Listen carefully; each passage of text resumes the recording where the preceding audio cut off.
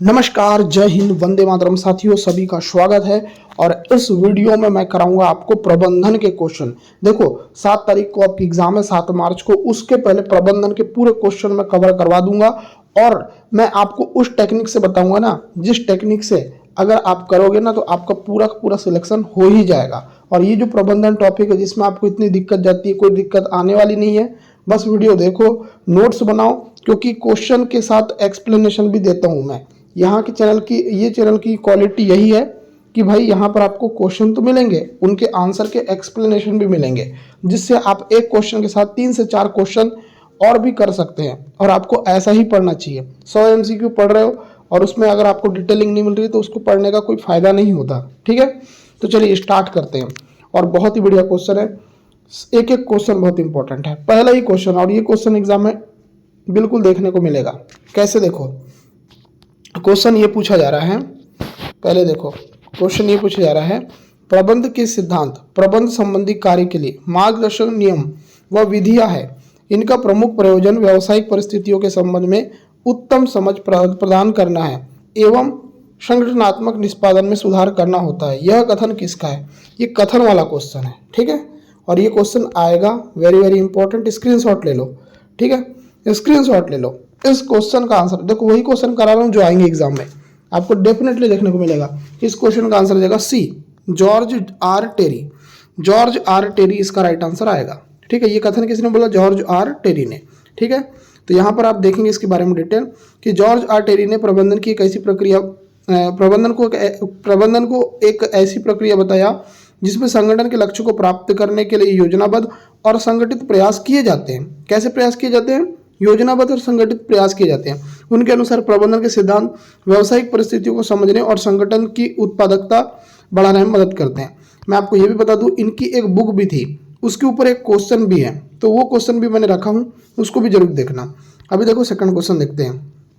यहाँ पूछा जा रहा है कि प्रबंधन के सिद्धांतों के बारे में एक अच्छी बात यह है कि यह संगठनात्मक लक्ष्यों को प्राप्त करने में मानव और भौतिक संसाधनों के बीच संबंध को समझने में मदद करता है। उपरोक्त कथन में प्रबंधन के सिद्धांत की किस विशेषता का वर्णन किया गया है?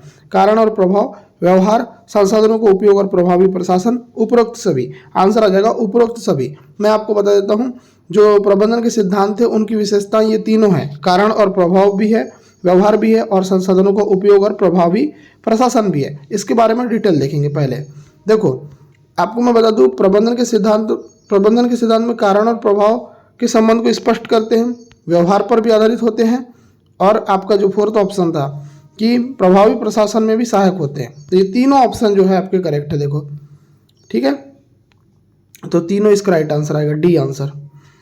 चलिए अब देखेंगे थर्ड क्वेश्चन, और ये क्वेश्चन तो एग्जाम में आएगा ही आएगा, इसको भी कर लेना, वेरी वेरी इंपॉर्टेंट। ठीक है, मैं आपको बार बार बोलता हूँ कि वेरी इंपॉर्टेंट क्वेश्चन है तो है ना, देखने को मिलेगा। लूथर गुलिक के अनुसार संगठन के कितने सिद्धांत हैं? बहुत ही बढ़िया क्वेश्चन। अगर ये क्वेश्चन एग्जाम में आएगा तो इसका आंसर लगा देना 8। कौन कौन से उनको भी बताएंगे। लूथर गुलिक के अनुसार संगठन के कितने सिद्धांत हैं? तो 8 हैं। अब देखो इसके बारे में डिटेल, क्योंकि देखो ये क्वेश्चन आएगा ही आएगा। लूथर गुलिक ने प्रशासन के लिए POSD कॉर्ब मॉडल प्रस्तुत किया। कौन सा मॉडल? POSD कॉर्ब मॉडल, जिसमें 8 प्रमुख तत्व शामिल है। अब वो 8 के नाम देखो। P का मतलब होता है, देखो P का मतलब होता है प्लानिंग, O का मतलब होता है ऑर्गेनाइजिंग, S का मतलब होता है स्टफिंग, D का मतलब होता है डायरेक्टिंग, C का मतलब होता है कोऑर्डिनेटिंग, R का मतलब होता है रिपोर्टिंग, है ना, और B बचा तो B का मतलब होता है बजटिंग। ठीक है, इसको छोटा करूँ क्या? नहीं, मैं दिख जाएगा आपको। B मतलब बजटिंग, बजटिंग मतलब बजट बढ़ाना। ठीक है, तो देखो ये जो है इसका स्क्रीनशॉट ले लो भाई। POSD CORB, ये जो मॉडल दिया था लूथर गुलिक ने, और इसमें P का मतलब क्या है, O का मतलब क्या है, S का मतलब क्या है, D का मतलब क्या है, C का मतलब क्या है, R का मतलब क्या है, और B का मतलब क्या है, ये आपको पता होना चाहिए। 8 प्रमुख तत्व है। नेक्स्ट क्वेश्चन आपके स्क्रीन पर, निम्नलिखित में से कौन FW टेलर द्वारा दिया गया प्रबंधन का सिद्धांत नहीं है? सहयोग है, सद्भाव और विवाद नहीं, फिर दिया विज्ञान, सामान्य नियम, और फिर समता। तो आपको बताना है कौन सा नहीं है। तो भाई उन्होंने समता नहीं दिया था, है ना, बाकी उन्होंने दिया था, सहयोग भी दिया था, सद्भाव विवाद नहीं भी दिया था, विज्ञान सामान्य नियम नहीं दिया। तो मतलब ये तीनों दिया था ऊपर के, परंतु समता नहीं दिया था, समता। ठीक है, देखो मैं आपको बता देता हूँ कि जो आपके एफ डब्ल्यू टेलर के वैज्ञानिक प्रबंध सिद्धांतों में सहयोग, सद्भाव और विज्ञान आधारित दृष्टिकोण प्रमुख थे। उन्होंने संगठन में समता, इक्वलिटी का सिद्धांत नहीं दिया था, तो याद रखना। तो यही क्वेश्चन था कि भाई किसका सिद्धांत नहीं दिया, तो इन्होंने इक्वलिटी का सिद्धांत नहीं दिया। ठीक है, चलो निम्नलिखित में से कौन फेयोल द्वारा दिया गया प्रबंधन का सिद्धांत नहीं है। देखो फेयोल जो थे ना वो बहुत ही इंपॉर्टेंट है फेयोल, और फेयोल के द्वारा प्रबंधन का कौन सा सिद्धांत नहीं दिया गया, तो पहले दिया केंद्रीकरण का सिद्धांत, अनुशासन का सिद्धांत, अधिकार तथा दायित्व का सिद्धांत, नियंत्रण के विस्तार का सिद्धांत। अच्छा क्वेश्चन है, तो इसका आंसर हो जाएगा नियंत्रण के विस्तार का सिद्धांत। ये डी ऑप्शन जो है ना करेक्ट आएगा। मतलब ये जो सिद्धांत है ये फेयोल के द्वारा नहीं दिया गया, बाकी जो दिए गए केंद्रीकरण का सिद्धांत, अनुशासन का सिद्धांत, अधिकार तथा दायित्व का सिद्धांत, ये तीनों दिए गए, परंतु जो फोर्थ ऑप्शन है ना वो नहीं दिया गया। ठीक है, चलिए यहाँ पर देखो नियंत्रण और विस्तार का सिद्धांत। हेनरी फेयोल ने 14 प्रबंधन के सिद्धांत दिए थे। तो एग्जाम में ये क्वेश्चन बनेगा कि भाई हेनरी फेयोल ने कितने सिद्धांत दिए थे प्रबंधन के, तो आप बोलना सर 14 दिए थे, परंतु उन्होंने नियंत्रण और विस्तार का सिद्धांत नहीं दिया था। ठीक है, बाकी जो 3 ऑप्शन में थे ना वो तो दिए थे उन्होंने, परंतु जो नहीं दिया वो आपको पता होना चाहिए। ठीक है, 5 क्वेश्चन हो गए। 6वां क्वेश्चन देखो। वीडियो पसंद आ रही तो वीडियो को लाइक करो यार, और ऐसे टाइप की अगर आपको पीडीएफ चाहिए ना तो आपको कुछ नहीं करना है, मैं आपको एक व्हाट्सअप नंबर दे रहा हूँ, इस नंबर पे आप मैसेज कर सकते हैं 8827419259। परंतु यहाँ पर जो आपको ग्रुप में ज्वाइन किया जाएगा उसका चार्जेस है 99 रुपीज़।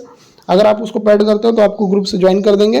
वहाँ पर डेली 5 मॉक टेस्ट हो रहे हैं और सब क्वेश्चन के आंसर आपको ऐसे ही एक्सप्लेन करके पीडीएफ के माध्यम से प्रोवाइड कराए जाते हैं। अगर आप इंटरेस्टेड हो तो मैसेज करना है। ठीक है, चलिए क्वेश्चन नंबर 6वां देखते हैं। निम्नलिखित में से कौन सा प्रबंधन सिद्धांत शॉप फ्लोर स्तर उत्पादन क्षेत्र की गतिविधि पर केंद्रित है। तो कौन सा है, टेलर का प्रबंधन का सिद्धांत, फेयोल का प्रबंधन का सिद्धांत, ए और बी दोनों, इनमें से कोई नहीं। चलिए बहुत ही अच्छा क्वेश्चन है। अगर बात करें इसकी कि निम्नलिखित में से कौन सा प्रबंधन सिद्धांत शॉप फ्लोर स्तर उत्पादन क्षेत्र की गतिविधि पर केंद्रित है। उत्पादन क्षेत्र की गतिविधि पर केंद्रित है टेलर का प्रबंधन का सिद्धांत। ठीक है, ए आंसर करेक्ट आएगा। कई बुक ऐसी है ना जिनमें जो क्वेश्चन है उनके आंसर गलत है, तो मैं जो यहाँ पर आपको आंसर बता रहा हूँ ये वेल रिसर्च्ड आंसर है, मतलब इनको पूरा तरीके क्रॉस चेक किया गया है तभी मैं आपको बता रहा हूँ। तो बुक के वो आंसर जो है वो गलत है, उनके ऊपर अगर आप डिपेंड होते हो तो आपका आंसर गलत हो जाएगा। ठीक है, देखो निम्नलिखित में से कौन सा प्रबंधन सिद्धांत शॉप फ्लोर स्तर उत्पादन क्षेत्र की गतिविधि पर केंद्रित है। तो इसका आंसर हो जाएगा टेलर के प्रबंधन सिद्धांत। ठीक है, ये उत्पादन क्षेत्र की गतिविधि पर केंद्रित है। तो यहाँ पर देखो एफ.डब्ल्यू. टेलर वैज्ञानिक प्रबंधन सिद्धांत विकसित किया था जो मुख्य रूप से शॉप फ्लोर और उत्पादन क्षेत्र की गतिविधियों पर केंद्रित था। शॉप फ्लोर और उत्पादन क्षेत्र की गतिविधियों पर केंद्रित था कौन सा, एफ.डब्ल्यू. टेलर का वैज्ञानिक प्रबंधन का सिद्धांत। उन्होंने दक्षता बढ़ाने के लिए कार्य विभाजन, समय अध्ययन और श्रमिकों को प्रशिक्षण देने पर बल दिया था। तो ये आपको याद रखना है, ये आपको याद रखना है। ठीक है, चलिए 7वां क्वेश्चन। डैश के अनुसार श्रमिकों और प्रबंधन के बीच कार्य और जिम्मेदारी का लगभग समान विभाजन होना चाहिए। तो किसके अनुसार ऐसा बोला गया था कि श्रमिकों और प्रबंधन के बीच कार्य और जिम्मेदारी का लगभग समान विभाजन होना चाहिए। तो किसके अनुसार, तो फ्रेडरिक विंस्लो टेलर के अनुसार। फ्रेडरिक विंस्लो टेलर के अनुसार क्या बोला था इन्होंने कि श्रमिकों और प्रबंधन के बीच कार्य और जिम्मेदारी का लगभग समान विभाजन होना चाहिए। ठीक है, बहुत ही बढ़िया क्वेश्चन है। चलो अब देखते हैं नेक्स्ट क्वेश्चन। अच्छे प्रबंधन के लिए नियोजन एक प्राथमिक आवश्यकता है। अच्छे प्रबंधन के लिए नियोजन, अब नियोजन का मतलब, अगर नियोजन को अगर हिंदी में तो नियोजन बोलते हैं, अगर इसको इंग्लिश में बोले तो क्या बोलेंगे, प्लानिंग। तो अब इसको हम पढ़ते हैं अच्छे से, देखो क्या बनता है। अच्छे प्रबंध के लिए प्लानिंग एक प्राथमिक आवश्यकता है। तो ये कथन किसने बोला, ये कथन बोला था टेरी ने। टेरी ने क्या बोला कथन कि अच्छे प्रबंधन के लिए एक प्लानिंग होना प्राथमिक आवश्यकता है। ठीक है, चलिए नेक्स्ट क्वेश्चन। वैज्ञानिक प्रबंधन कब प्रारंभ हुआ था। आपको अगर पूछा जाए कि वैज्ञानिक प्रबंधन कब चालू हुआ था तो आप बोलना सर 1893 में। ठीक है, 1893 इसका राइट आंसर आएगा, ए आंसर। यहाँ पर डिटेल देख लो इसकी। वैज्ञानिक प्रबंधन की अवधारणा एफ.डब्ल्यू. टेलर ने 1893 में प्रारंभ की थी। ठीक है, आपको अगर पूछा जाएगा कि भाई ये जो अवधारणा है वैज्ञानिक प्रबंधन की ये कब दी गई थी, तो 1893 में। किसने दिया था, एफ.डब्ल्यू. टेलर ने। और 1911 में अपनी प्रसिद्ध पुस्तक इन्होंने क्या लिखा था, जो मैं आपको बोला था ना शुरू में कि इनकी फेमस बुक के बारे में आपको बताऊंगा, क्योंकि ये बुक के बारे में आपको पूछेगा ही पूछेगा। ये बुक का नाम है the principle of scientific management, है ना। The principle of scientific management इस बुक को लिखा है टेलर ने। किसने लिखा है? टेलर ने, FW टेलर ने। और इसके बारे में एक MCQ लास्ट में रखा भी हूँ, उसको भी देख लेना, ठीक है। चलिए, निम्नलिखित में से कौन सा कथन कार्य विभाजन के सिद्धांत का सर्वश्रेष्ठ वर्णन करता है? कौन सा कथन करता है? श्रम का विभाजन करना, फिर दिया है कार्य को छोटे छोटे भागों में बांटना, इससे विशिष्टीकरण होता है, और चौथा दिया संसाधनों को कार्यों में विभाजित करना। तो यहाँ पर बोला है कि निम्नलिखित में से कौन सा कथन कार्य विभाजन के सिद्धांत को सर्वश्रेष्ठ तरीके से स्पष्ट करता है? तो ये करता है इससे विशिष्टीकरण होता है, ये वाला इसका राइट आंसर आएगा, ठीक है। देखो, हेनरी फेयोल के अनुसार कार्य विभाजन से श्रमिक विशिष्ट कार्यों में दक्ष हो जाते हैं। तो हेनरी फेयोल ने ही बोला था कि भाई कार्य विभाजन एक ऐसी प्रक्रिया है, अगर हम कार्य का विभाजन करते हैं ना तो उससे क्या होता है, जो श्रमिक होते हैं वो कार्यों में विशिष्ट दक्ष हो जाते हैं, है ना, जिससे उनकी उत्पादकता और दक्षता दोनों बढ़ती है, उत्पादकता भी बढ़ेगी और दक्षता भी बढ़ेगी। तो आपको अगर क्वेश्चन बने ना कि भाई ये किसने बोला था कि निम्न में से कौन सा कथन कार्य विभाजन के सिद्धांत को सर्वश्रेष्ठ तरीके से वर्णन करता है, तो यह है इससे विशिष्टीकरण होता है। विशिष्टीकरण कैसे होता है? तो हेनरी फेयोल ने बोला था कि भाई जो हमारे श्रमिक है, अगर उनके बीच में कार्यों का विभाजन कर दिया जाए तो वो किसी भी पर्टिकुलर चीज में एकदम दक्ष हो जाएंगे, जिससे जो कार्य की कुशलता है और उनकी जो स्किल है वो दोनों बढ़ेगी, ठीक है। चलिए, समझ में आ रहे हैं ना क्वेश्चन? समझ में आ रहे हैं तो एक लाइक और शेयर कर देना, वीडियो को बनाने में बहुत मेहनत लगती है। 11वां क्वेश्चन, वैज्ञानिक प्रबंधन से श्रमिकों को हानि होती है, लाभ होता है? कोई प्रभाव नहीं होता, इनमें से कोई नहीं। अरे सिंपल सी बात है, लाभ होगा, है ना। प्रबंधन से क्या होता है? लाभ होता है, ठीक है। बहुत अच्छा क्वेश्चन है। नेक्स्ट क्वेश्चन देखो, प्रशासनिक प्रबंध के प्रस्तुतकर्ता कौन थे? आपको पूछा जा रहा है कि प्रशासनिक प्रबंध के प्रस्तुतकर्ता कौन थे, एग्जाम में आएगा तो आंसर लगा देना भाई। एक सेकंड, देखो प्रशासनिक प्रबंध के प्रस्तुतकर्ता कौन थे? तो फेयोल थे, ठीक है। तो यहाँ पर आप बोलोगे 12 का बी आंसर आएगा, बी आंसर, ठीक है। चलिए, यहाँ पर देखो आपको ये पता होना चाहिए कि भाई प्रशासनिक प्रबंधन के जनक कौन थे? फेयोल, और इन्होंने 14 सिद्धांत दिए थे, ठीक है। तो दोनों चीज़ें आपको पता होना चाहिए। बहुत अच्छा क्वेश्चन है ये, एग्जाम में आने वाला क्वेश्चन है। नेक्स्ट, प्रबंधन के सिद्धांत नहीं है, लचीले, सार्वभौमिक, व्यवहारिक, संपूर्ण। तो आपको ये पूछा जा रहा है कि जो प्रबंध का जो सिद्धांत है वो कैसा नहीं है? तो ये संपूर्ण नहीं है। कैसा नहीं है? संपूर्ण नहीं है, ठीक है। आप याद रखिए, प्रबंधन के सिद्धांत पूर्ण और स्थिर नहीं होते। देखो कभी भी याद रखना, जो प्रबंधन के सिद्धांत होते हैं वो कभी भी पूर्ण नहीं होते और ना तो स्थिर होते हैं, बल्कि ये समय और परिस्थितियों के अनुसार बदलते रहते हैं। आपने देखा है ना कि भाई जो न्यूटन थे उन्होंने 3 नियम दिया था, तो 3 नियम तो अभी तक चेंज नहीं हुए, जैसे थे वैसे।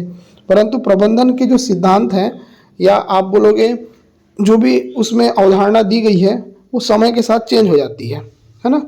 ये लचीले होते हैं, लचीले मतलब इनको कभी भी चेंज कर सकते हैं, व्यवहारिक होते हैं और सार्वभौमिक होते हैं, और ये कभी भी संपूर्ण नहीं होते। तो याद रखना, प्रबंधन कभी भी संपूर्ण नहीं होगा, क्योंकि समय के साथ ये चेंज हो जाता है, ठीक है। नेक्स्ट, प्रबंधन के सिद्धांतों की रचना किस प्रकार से की जाती है? समाज वैज्ञानिकों के द्वारा, प्रबंधकों के अनुभव के द्वारा, ग्राहकों के अनुभव के द्वारा, इनमें से कोई नहीं। सिंपल क्वेश्चन है, जो प्रबंधक होते हैं उनके अनुभव के द्वारा।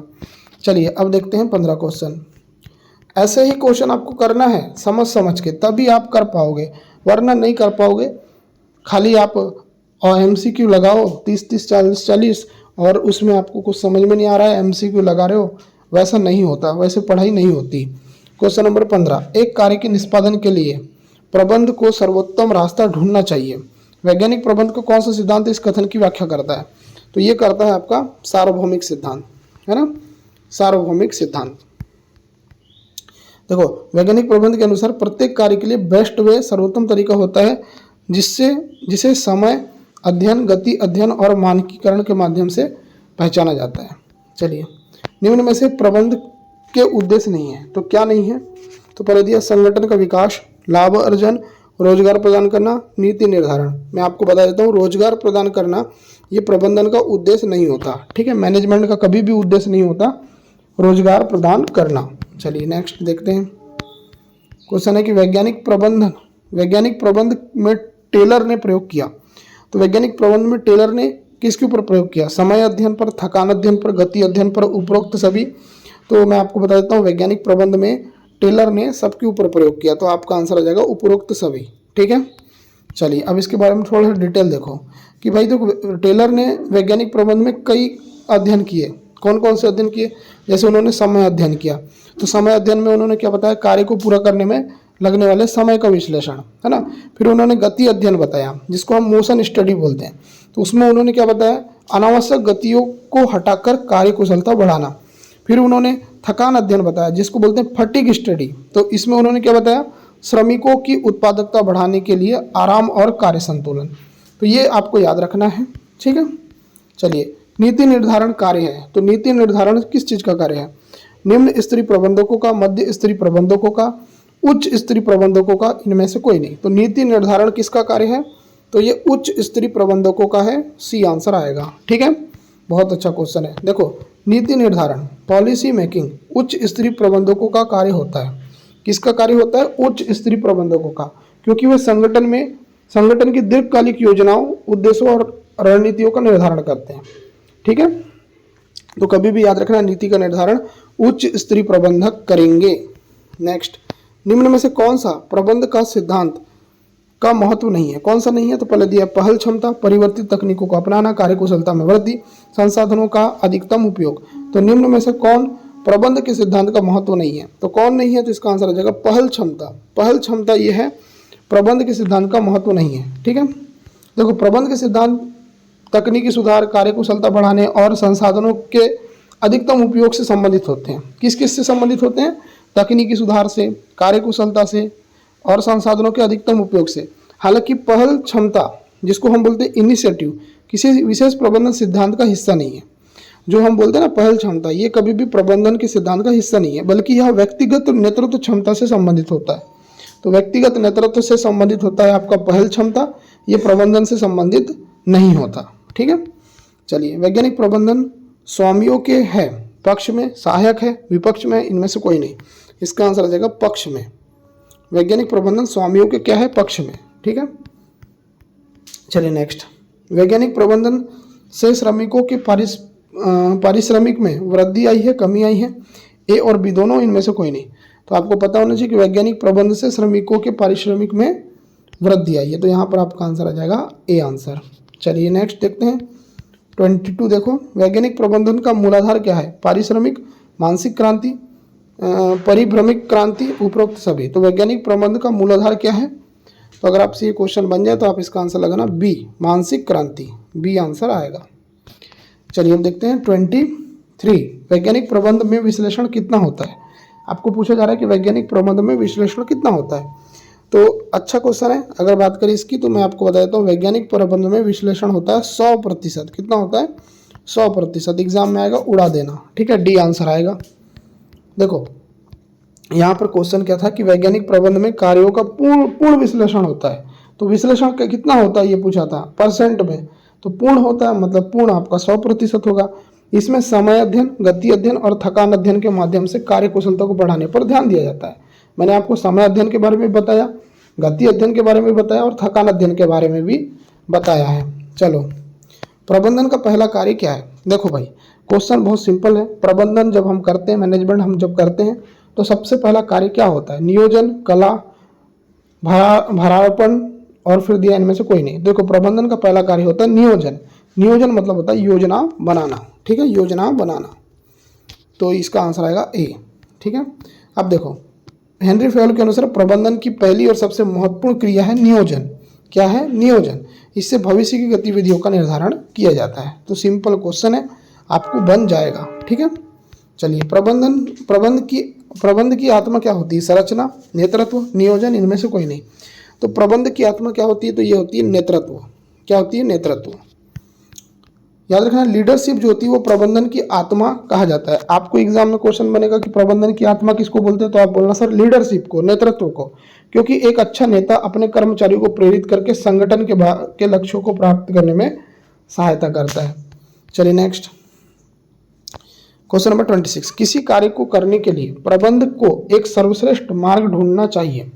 किसी कार्य को करने के लिए प्रबंधक को एक सर्वश्रेष्ठ मार्ग ढूंढना चाहिए। वैज्ञानिक प्रबंध की कौन सी तकनीक इस वाक्य में परिभाषित की गई है? कौन सी तकनीक? थकान अध्ययन, गति अध्ययन, समय अध्ययन, या पद्धति अध्ययन, तो ये आएगा आपके पद्धति अध्ययन के अंतर्गत। ठीक है, चलिए अब देखते हैं नेक्स्ट क्वेश्चन नंबर 27।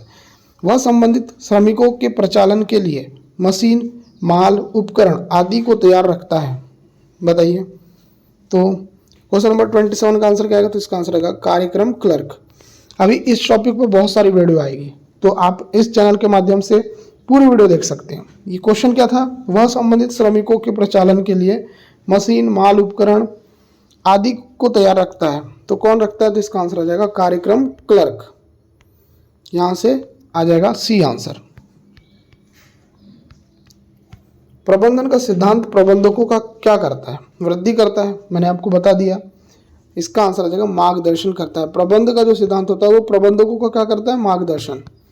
जो प्रबंधक रहेंगे वो प्रबंधन के सिद्धांत से क्या करेंगे? मार्गदर्शन लेंगे। ठीक है, तो यहाँ पर इसकी डिटेल देख लो, क्या ही डिटेल देखो, मार्गदर्शन लेंगे। अब ये क्वेश्चन तो आएगा एग्जाम में, जो क्योंकि मैं क्वेश्चन को बता भी चुका हूँ। प्रिंसिपल ऑफ साइंटिफिक मैनेजमेंट, ये पुस्तक के लेखक कौन है?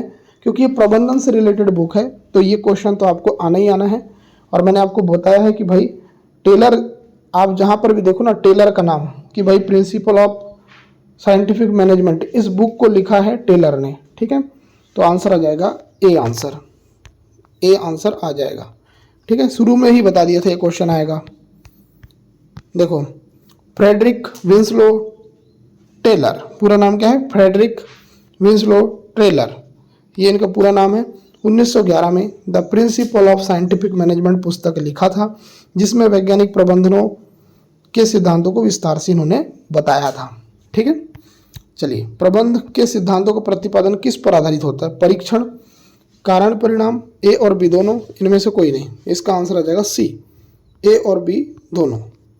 तो सारे के सारे क्वेश्चन मैंने करवा दिए हैं। उम्मीद करता हूँ ये वीडियो आपको पसंद आई है। देखो, मैं जो क्वेश्चन आपको करा रहा हूँ ना, वहीं से क्वेश्चन आपको फंसेगा, ये डेफिनेटली है। तो आप बस प्रैक्टिस करो, और प्रैक्टिस ऐसा करो ना कि बिल्कुल A to Z प्रैक्टिस रहना चाहिए। ऐसा नहीं कि सर कई क्वेश्चन में मेरे को डाउट है, मेरे को समझ में नहीं आया, मैंने लगा दिया तुक्का, ऐसा नहीं। जो प्लानिंग और जो दे रहा हूँ ना आपको क्लास, बहुत क्वालिटी वाली क्लास दे रहा हूँ। ठीक है, बिल्कुल फ्री में, तो इसका फ़ायदा उठाओ और सिलेक्शन लो। और सब सिलेक्शन लेने के बाद कमेंट जरूर करना इसके नीचे कि सर मेरा सिलेक्शन हो गया। ठीक है, वीडियो देखने के लिए आपका धन्यवाद। आपका दिन शुभ हो।